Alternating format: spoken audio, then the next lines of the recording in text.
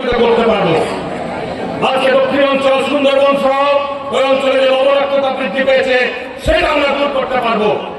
বাংলাদেশের 26টি জেলায় আজকে যে সংকট রয়েছে পানি সেইটি আমরা দূর করতে পারবো। 154টি জেলায় আমরা কৃষি এবং মৎস্যতে বৈপ্লবিক পরিবর্তন আনতে পারবো। সুতরাং আমরা গঙ্গা ব্যারেজ নির্মাণ করতে চাই। এই লক্ষ্যকে সামনে রেখে আজকে আমাদের এই জমায়েত। আমি মাননীয় মহাসচিবকে আমার নবগঞ্জবাসীর পক্ষ থেকে প্রাণ ঢালা অভিনন্দন কৃতজ্ঞতা জানাচ্ছি। ওনার আগমনের মধ্য দিয়ে আজকে এই আয়োজনকে উনি সাফল্যমণ্ডিত করেছেন। উনি আমাদেরকে কৃতজ্ঞতা আবদ্ধ করেছেন। আমি সামনে জাতীয় নির্বাচনকে সামনে রেখে আর একটি গুরুত্বপূর্ণ আহ্বান জানাতে চাই।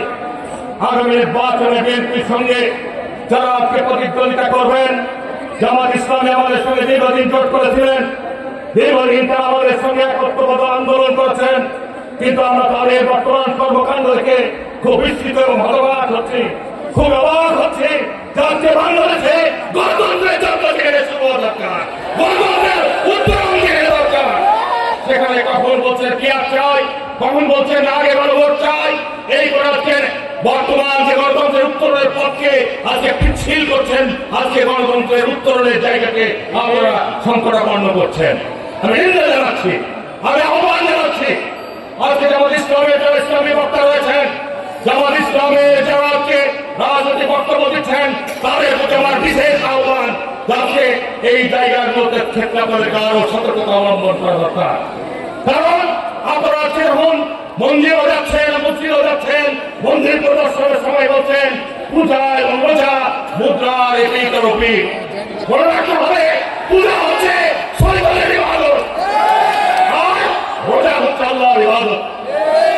বন্ধুরা আমার বলছেন বিষ্ণু কৃষ্ণ মোহাম্মদ মুসা ঈসা এরা সব নায়ের প্রতি তোবার অজুইয়া নবী রাসূলের সঙ্গে বিষ্ণু কৃষ্ণকে তারা আজকে তুলনা করছেন ওই জামাত ইসলামের এমপি মনোনীত প্রার্থী।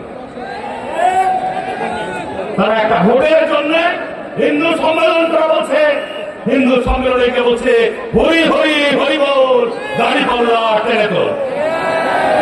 চিন্তা করতে পারেন, আমি একটা অমিথ্যা কথা বলছি না, আমি একটা অমিথ্যা কথা বলছি না, সব ইউটিউবে আছে, সামাজিক যোগাযোগ মাধ্যমে আছে। আজকে বলছেন ইসলামী দলকে ভোট দেওয়া নাকি ইবাদতের অংশ, নামাজের অংশ। কোথায় দলিল? ভোট দেওয়া কোন ব্যক্তিকে কোথায় দলিল করেন?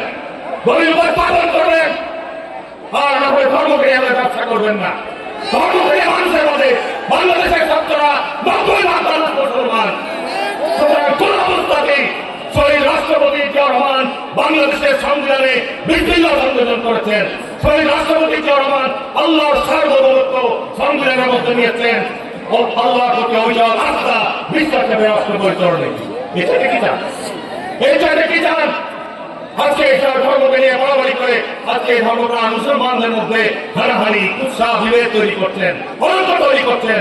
আমি আহ্বান জানাবো এই জায়গাগুলোতে আপনারা সতর্কতা অবলম্বন করুন। বন্ধুরা আমার আমি বক্তব্য বাড়াবো না, আমি বক্তব্য বাড়াবো না। যেহেতু মহাসচিব রয়েছেন, উনি আমার রিটার্ন ফ্লাইটে ফেরত যাবে। আমার বক্তব্য আপনারা মাঝে মাঝেই শুনেন। আমরা পদ্মা পানির রাজ্য হিস্সা চাই, আমরা পদ্মা আমাদের অধিকার, এটা দয়া নয়, আন্তর্জাতিক নদী। আর একটা ভাবে ভারত বাংলাদেশের এই 50 বছর 54 বছরও একটা ভাবে পানি প্রত্যাহারের ফলে শুধু পদ্মা নয়, তিস্তাকে মরণাপন্ন। বন্যার সময় ডুবছি, খরার সময় মরছি। আমরা এই থেকে পরিত্রাণ পেতে চাই, জাতীয় ঐক্য করতে চাই। বিএনপি এটাকে নেতৃত্ব দেবেন ইনশাআল্লাহ। আর বক্তব্য না বাড়িয়ে আজকে আমার মা বোনেরা আপনাদের সংবাদ দিতে চাই, আমি আপনাদের ধন্যবাদ দিচ্ছি। আপনারা সবার আগে মাঠে ঢুকেছেন, দুপুর ঠিক আছেন। ইনশাআল্লাহ নির্বাচিত হবে।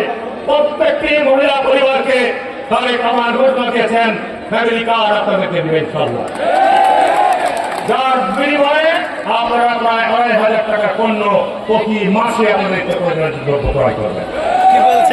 আজকে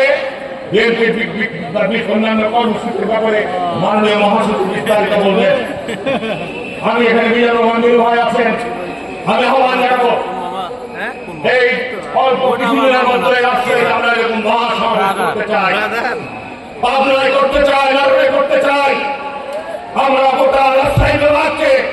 উদ্বেলিত করতে চাই এই রাজশাহী বিভাগ, বিএনপির বিভাগ, এই রাজশাহী বিভাগ ধানের শীতের বিভাগ।